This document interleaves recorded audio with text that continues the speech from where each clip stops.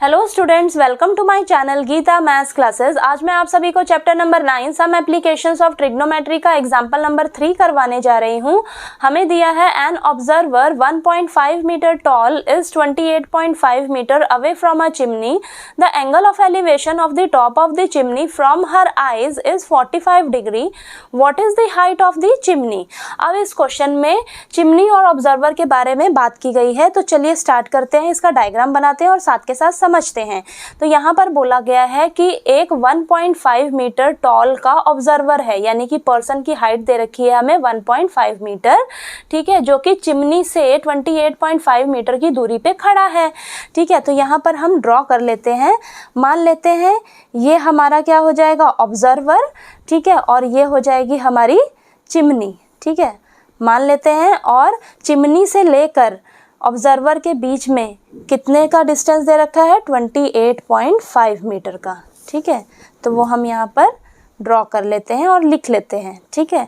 तो ये क्या हो जाएगा हमारा ऑब्जर्वर, ठीक है, और ये क्या हो जाएगी हमारी चिमनी, ठीक है। और ऑब्जर्वर से लेकर चिमनी तक की कितनी दूरी दे रखी है हमें, 28.5 मीटर, ठीक है। यानी कि ऑब्जर्वर जो है वो चिमनी से इतने मीटर की दूरी पर है, ठीक है। और ये ऑब्जर्वर की हाइट हमें दे रखी है 1.5 मीटर, ठीक है। अब आगे क्या बोला है हमें, the angle of elevation of the top of the chimney from her eyes is 45 degree. यानी कि टॉप ऑफ द चिमनी से ऑब्जर्वर की आइज तक का हमें एंगल ऑफ एलिवेशन कितना दिया है, 45 डिग्री, ठीक है। तो यहाँ पर हम ये ड्रॉ कर लेते हैं, ठीक है। अब एंगल ऑफ एलिवेशन बनाने के लिए हमें क्या करना पड़ेगा, एक हॉरिजॉन्टल लाइन ड्रॉ करनी पड़ेगी, ठीक है। तो हमें ये क्या दे रखा है, कितने डिग्री का एंगल ऑफ एलिवेशन, 45 डिग्री का, ठीक है। अब आप इसे नेमिंग दे दीजिए। ये क्या हो जाएगा, ए, ये बी, सी, डी, ए, ठीक है। अब ये वाली साइड कितनी है, BC साइड कितनी है, 28.5 मीटर, तो ये भी आपकी सेम हो जाएगी 28.5 मीटर, ठीक है।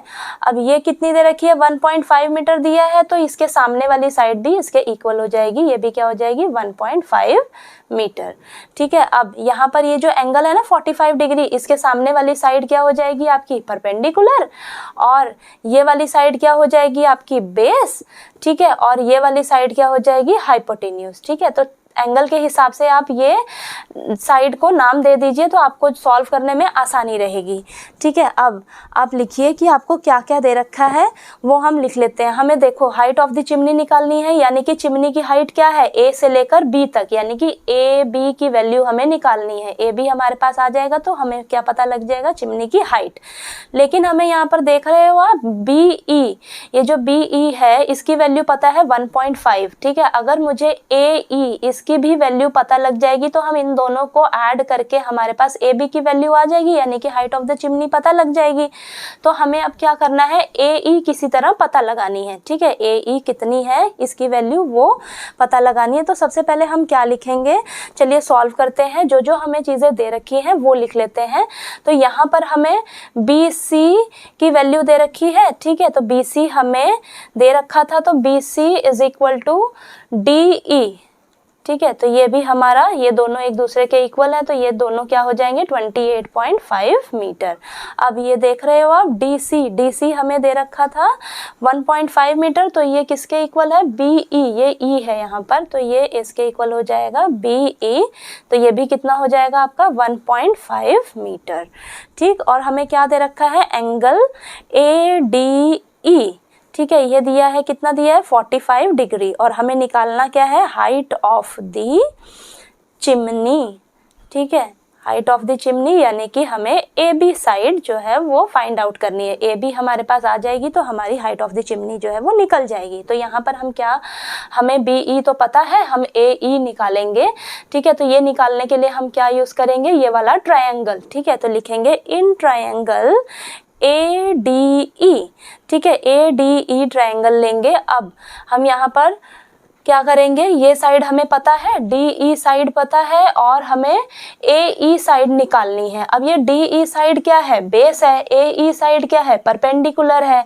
तो आप परपेंडिकुलर और बेस ले रहे हो, तो परपेंडिकुलर और बेस के लिए किसका रेशियो होता है, ये तो मैंने आपको ये फॉर्मूला बताया हुआ है, पी ले बेटा पी ले हर हर बोल के। तो ये परपेंडिकुलर अपॉन बेस जो है वो किसका रेशियो होता है, tan थीटा का। ठीक है, तो यहाँ पर हम लिखेंगे परपेंडिकुलर क्या है हमारा, AE, तो ये AE हो जाएगा, अपॉन में बेस क्या है, DE, तो ये DE हो जाएगा। ये परपेंडिकुलर अपॉन बेस किसका रेशियो होता है, tan थीटा का। तो यहाँ पर थीटा हमें कितना दे रखा है, 45 डिग्री।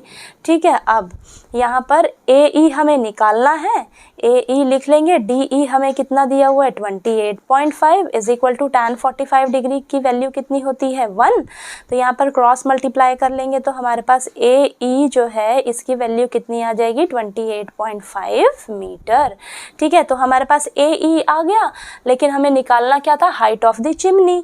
तो हाइट ऑफ द चिमनी कैसे निकलेगी, हाइट ऑफ द चिमनी मैंने अभी आपको बताया है कि हमें AB, ये जो पूरी A से लेकर B तक है, ये वाली पूरी साइड निकालनी होगी। तो ये कैसे निकलेगी, ये कैसे होएगी, अगर हम AE प्लस BE कर दें तो हमारे पास AB की वैल्यू आ जाएगी।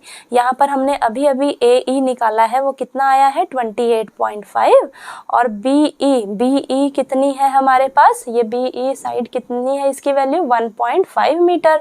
अब इन दोनों को अगर आप ऐड करेंगे तो हमारे पास कितना आएगा 30 मीटर।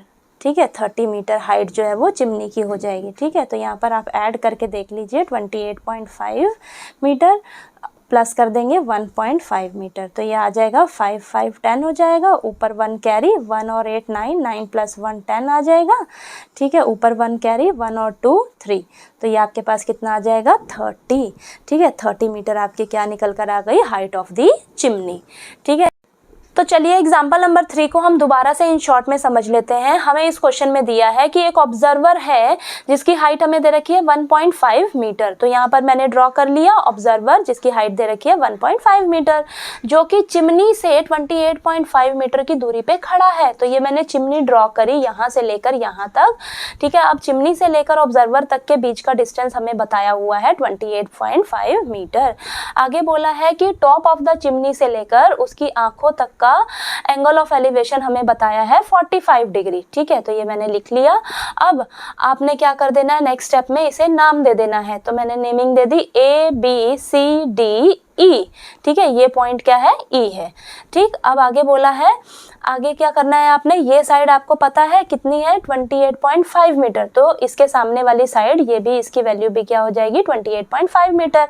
अब ये वाली DC साइड आपको पता है, तो DC साइड के सामने वाली BE साइड भी सेम हो जाएगी। ये 1.5 है तो ये भी 1.5 हो जाएगी। ठीक है, हमें बोला है क्या निकालने के लिए, हाइट ऑफ द चिमनी निकालने के लिए, यानी कि हमें AB साइड निकालनी है।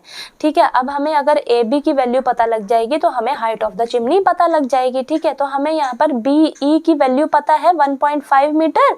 अगर हमें AE पता लग जाए, AE पता लग जाए तो AE प्लस BE अगर हम कर देंगे तो हमारे पास AB निकल कर आ जाएगा। ठीक है, तो यहाँ पर आप सबसे पहले लिखेंगे कि हमें क्या क्या दे रखा है। तो हमें BC दे रखा था, तो BC DE के इक्वल हो जाएगा 28.5 मीटर। DC हमें दिया है 1.5 मीटर, तो BE भी हमारा कितना हो जाएगा 1.5 मीटर। हमें एंगल दिया था ADE 45 degree, height of the chimney AB हमें निकालना है। ठीक है, तो हम क्या करेंगे, इस ट्रायंगल को कंसीडर करेंगे, ट्रायंगल ADE। अब यहाँ पर हम देख रहे हैं, अब एंगल के सामने वाली जो साइड होएगी, एंगल के सामने वाली साइड हमारी परपेंडिकुलर हो जाएगी, ये वाली हमारी बेस हो जाएगी, ये हाइपोटेन्यूज हो जाएगी। ठीक है, तो इसको आप नाम दे देंगे तो आपको ज़्यादा आसानी रहेगी सॉल्व करने में। अब यहाँ पर हमें AE साइड निकालनी है, यानी कि परपेंडिकुलर निकालना है, और DE साइड हमें दे रखी है, तो हम ये वाली दोनों साइड्स को लेके चलेंगे। ठीक है, क्योंकि ये हमें दे रखी है, ये हमें निकालनी है, तो ये हमारी परपेंडिकुलर है, ये हमारा बेस है। ठीक है, तो परपेंडिकुलर अपॉन बेस किसका फॉर्मूला होता है, tan थीटा का।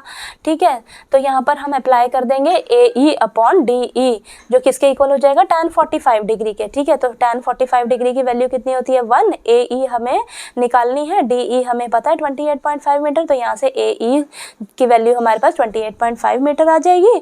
अब हमारे पास AE भी निकल कर आ गया, BE तो हमें पता पता ही थी, तो इन दोनों को प्लस करेंगे तो हमारे पास ए बी की वैल्यू निकल कर आ जाएगी 30 मीटर। तो हमारी 30 मीटर क्या निकल कर आ गई, हाइट ऑफ द चिमनी। ठीक है, तो आपको एग्जाम्पल नंबर 3 जो है वो अच्छे से समझ आ गया होगा। नेक्स्ट एग्जाम्पल नंबर 4 के लिए हम नेक्स्ट वीडियो में मिलते हैं।